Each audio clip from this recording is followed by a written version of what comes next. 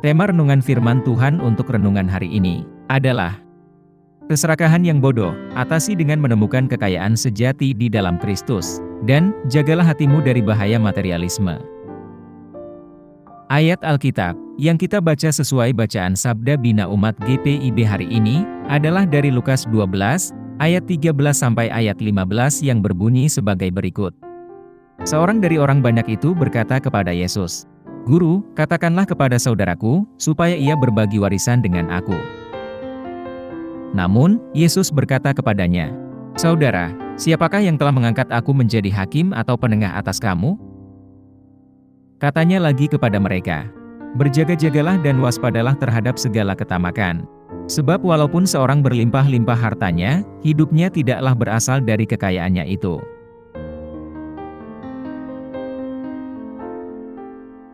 Demikian pembacaan Alkitab.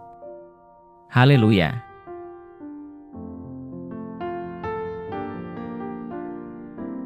Saudara-saudari buah hati Allah, hari ini, kita akan merenungkan satu bagian dari Alkitab, yaitu dari Lukas 12, ayat 13 sampai ayat 15, di mana seorang pria meminta Yesus untuk campur tangan dalam perselisihan warisan keluarga, sehingga mendorong Yesus untuk mengatasi masalah yang lebih dalam, yaitu pengajaran tentang keserakahan, dan perspektif yang tepat mengenai kekayaan.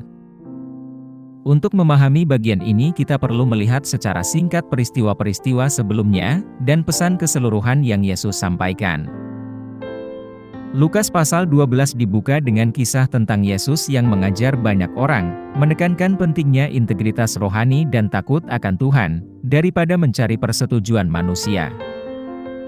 Yesus memperingatkan agar hati-hati terhadap kemunafikan, mendorong kepercayaan pada penyediaan Tuhan, dan menyoroti pentingnya mengakui Yesus sebagai Tuhan di hadapan orang lain. Dalam bacaan sebelumnya, Yesus memulai dengan memperingatkan murid-muridnya terhadap ragi orang Farisi, yang ia identifikasi sebagai kemunafikan.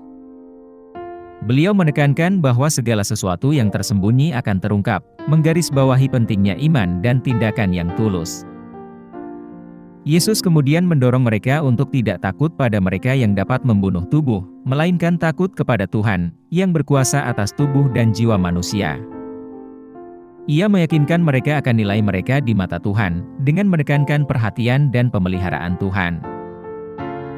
Yesus menekankan pentingnya mengakui Dia di hadapan manusia, dan berjanji bahwa mereka yang mengakuinya akan diakui di hadapan para malaikat Tuhan.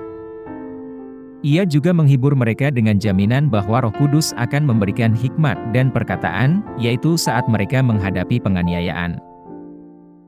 Saat Yesus mengajarkan kebenaran rohani yang mendalam tentang kemunafikan ini, dalam perikop bacaan firman Tuhan hari ini seorang pria menyela, meminta Yesus menyelesaikan perselisihan mengenai warisan dengan salah seorang anggota keluarganya.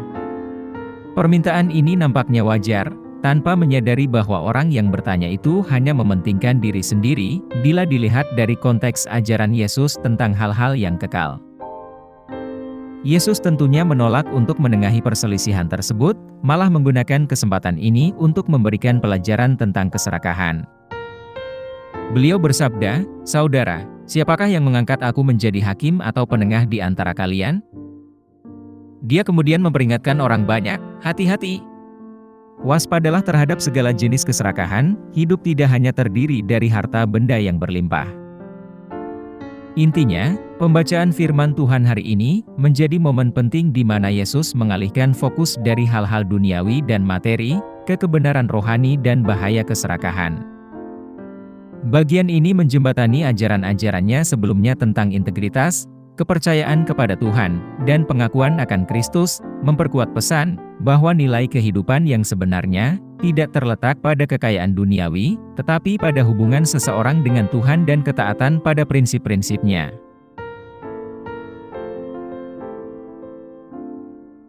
Apa pesan Tuhan untuk kita yang hidup di masa kini? Di dunia sekarang ini, kita terus-menerus dibombardir dengan pesan-pesan yang menyamakan kesuksesan dan kebahagiaan dengan akumulasi kekayaan dan harta benda.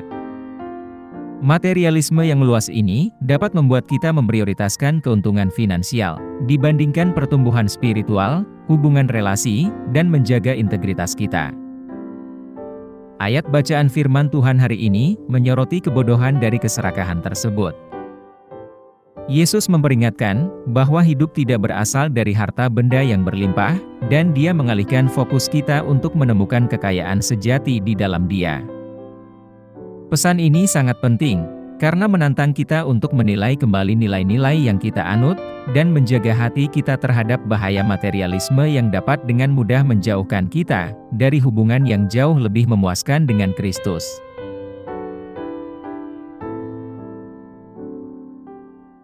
Apa yang harus kita terapkan dalam kehidupan kita sehari-hari?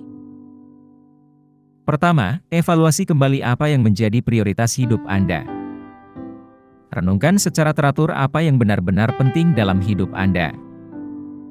Apakah keputusan Anda didorong oleh keinginan untuk memiliki lebih banyak harta, atau oleh komitmen untuk mengikuti Kristus dan melayani orang lain? Kedua, kembangkan rasa puas dengan yang Anda terima dari Tuhan. Berlatihlah bersyukur atas apa yang Anda miliki. Kepuasan adalah penangkal ampuh terhadap keserakahan. Kenali dan hargai nikmat yang telah Tuhan berikan. Ketiga, hiduplah dengan murah hati. Terapkan gaya hidup kemurahan hati. Bagikan waktu, sumber daya, dan bakat Anda dengan mereka yang membutuhkan. Kemurahan hati mengalihkan fokus kita dari memperoleh menjadi memberi, menyelaraskan hati kita dengan ajaran Kristus. Keempat, perdalam hubungan Anda dengan Kristus. Luangkan waktu untuk berdoa, belajar Alkitab, dan bersekutu dengan orang percaya lainnya.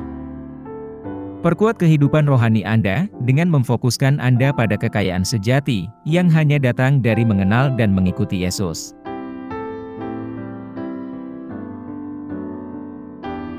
Mari kita berdoa.